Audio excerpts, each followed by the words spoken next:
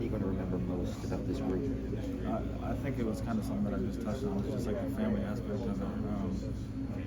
Everybody loves everybody. I love everybody in this locker room here.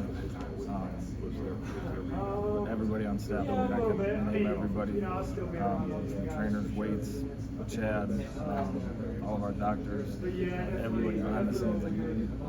People have no idea, how much it takes, kind of behind the scenes. And, I think a lot of people think it's just in this locker room, but it's everybody. Everybody's extremely committed to having a common goal, and that's something that's super special about Purdue. Does it excite you that, assuming everything stays put, a lot of these guys are coming back? Oh yeah, absolutely. That's something that's super exciting.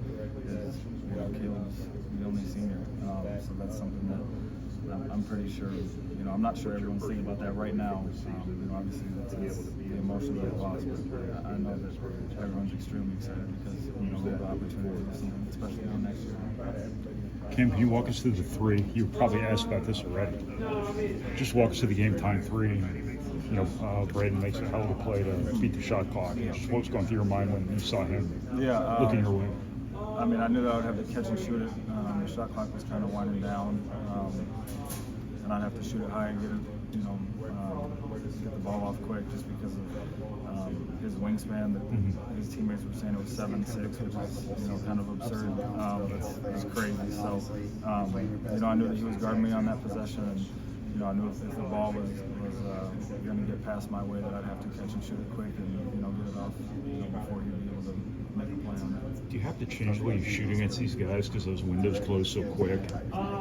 Yeah, definitely with certain guys. Like that, it's a 7'6" wingspan with a great athlete who moves well. You have to kind of prepare, know who's guarding you, and kind of see how much space there is. But obviously, it helps when it's a low shot clock. You don't have time to think about it. You just got to catch it and shoot it. What did it say about you guys that when they go up 10, that game could have gotten out of hand pretty quick? You guys steadied yourselves and obviously brought it right down to the wire. Yeah, I think that just kind of goes to show that everybody in this room just competes. Whether we get down by 10, that doesn't mean we're not competing. And I just think it goes to show, everybody wanted to win. Everyone wants to be here. Everyone wants to, continue to play. Obviously, that's not the case anymore. That was the goal. Everyone was just connected. They wanted to keep playing. They wanted to keep winning. And so we needed to do the things necessary to make that jump and get back in the game. What will you remember most about this particular Purdue team when Zach leaves? There's that much of a drop off your back in Sweet 16 down to the wire with the 1 seed. Yeah, I would just say it's family. I mentioned that a lot, but it's true. Everyone in here is extremely connected. Everyone's super close with each other. That's really the main thing. They become your brothers when you show up to work every single day for hours and hours. A lot of people just see the games and they see we go out there for 2.5 hours and play, but there's so much that goes into it. Traveling, everything, all the meals, traveling, everything. And it's just one of those things where it's a family aspect, and everyone buys in, and it makes it a lot more fun to go to work every single day and to go compete with these guys every day when everyone is a tight-knit, close group, and everyone has a common goal. It's still pretty raw, but how do you stomach this just with the way it ended? The fight there, but just one more play was made. Yeah, a lot of people will look at that final play as the thing that lost us the game, which technically it was. But it started from as soon as the jump ball went up 20 minutes in the first half. So we can kind of nitpick at what happened in the last play, but in all reality, it's the whole game. There's certain plays that we needed to do. Obviously they got quite a few offensive rebounds. We didn't make a few shots, had a few turnovers. So there's a lot of different things, but I'm really proud of everyone who competed. I think it was kind of mentioned that if we get down, I feel like a lot of teams just kind of give up, and it's we're down 10 with however much time left. But we fought back in the game, and everyone wanted to win. I guess this group theoretically could come back with everybody but Caleb. So when you think about how the season went, there were ups and downs. To be one play away from beating the #1 team in the Sweet 16, you got to feel very good about the future, despite the outcome. Yeah, absolutely. I'm not sure that's kind of discussion right now, just because everyone's kind of, taking in this game. But obviously it's something that's been talked about, just kind of here and there. Is that we essentially return the exact same team, and so that's something that everyone is super excited about. And as soon as we start getting going again, it's gonna be fun. You feel pretty good about your season, how it went. Obviously, just a new position, kind of a more expanded role and things like that. Yeah. It's me, but it's everybody in here. I think everybody just stuck with it. Everybody had ups and downs. As a team, individually, you don't always know what someone's going through, mentally, and it's part of the game. So it was great to see, everybody just stick with it. And I was kind of, I think, part of that, to have ups and downs. But at the end of the day, you got to stick with it, or else it's not going to work out. Is there any solace in, you never want your season to end, but for it to end playing that way, playing that well, just as a team against a team like that?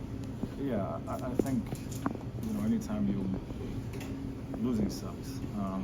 Obviously it's emotional for everybody in here because it's the last game, but, whether we lose a game earlier in the season or it's right now, it sucks. No one wants to lose, no one tries to lose.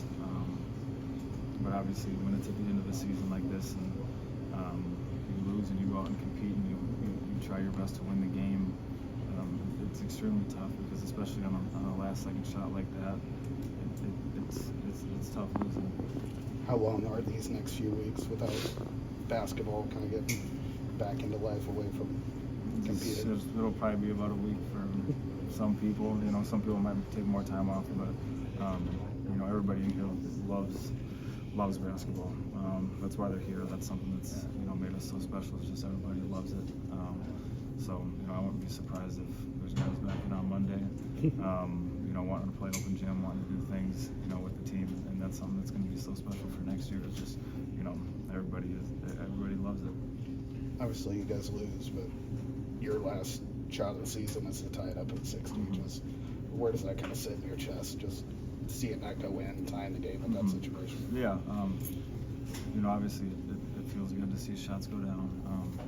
I kind of went through a little slump in the middle of the year in a Big Ten play, and didn't shoot the ball as well as I could have. But I know I've said it all the time, but percentages are percentages for a reason, and they'll eventually even out. So if someone's making a lot of shots, hopefully they don't have a lot of misses coming, but they might. And if you miss a lot of shots, you just got to keep shooting. So obviously it was good at the time to tie the game, but obviously I'm pretty sure everyone in here wishes that we would have won that game. Did you get a good look at either of the two out of bounds calls that went their way late in the game? I didn't know. I wasn't really able to see it. The last one, there was. I can't remember what the time was, but there was one that I'm pretty sure a lot of people thought that it went off them. But at the end of the day, we can't change what the ref calls. If the ref calls a foul, it's a foul. It's just how it is. So we might have had a different viewpoint than they did. But at the end of the day, it doesn't really matter. We can't really change anything that they call. There's obviously always speculation when things aren't going well that there's discontent somewhere, and I felt like when that happened, that's when this team was the most connected here late in the season. Did you kind of see it that way? Like, you don't care what the outsiders think of this program because you know what internally is in this locker room. Yeah, absolutely. It just kind of goes to show how everybody is, and when things don't go our way, we just kind of put our head down and keep competing. That's one thing that we've kind of emphasized is don't let anybody play harder than us this year. So I just say that we just get more connected when things aren't going well, and we just that's kind of what a good team needs to do in order to kind of get over those little humps if things aren't going well. Thanks, Cam. Yeah.